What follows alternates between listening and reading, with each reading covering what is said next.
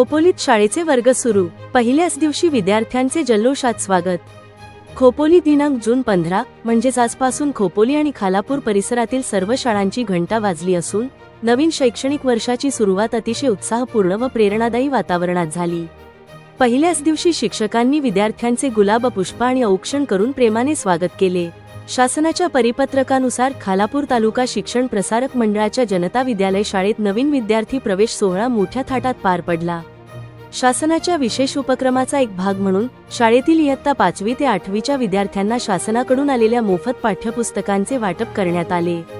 पहिल्याच दिवशी नवीन पुस्तके हातात मिळाल्याने विद्यार्थ्यांच्या चेहऱ्यावर एक वेगळाच आनंद पाहायला मिळत होता।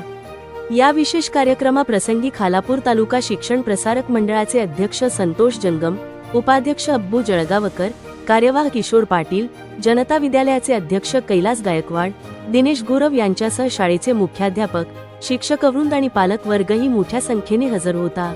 उपस्थित मान्यवरांनी विद्यार्थ्यांना मार्गदर्शन करताना नियमित अभ्यास करणे, वाचनाची आवड जोपासणे आणि शैक्षणिक प्रगतीसाठी सातत्याने प्रामाणिक प्रयत्न करण्याचे आवाहन केले। प्रवेशोत्सव आणि पाठ्यपुस्तक वितरणाच्या या दुहेरी उपक्रमामुळे शाळेचा पहिला दिवस पालकांच्या उत्स्फूर्त प्रतिसादात आणि मुलांच्या किलबिलाटात यशस्वीरित्या संपन्न झाला।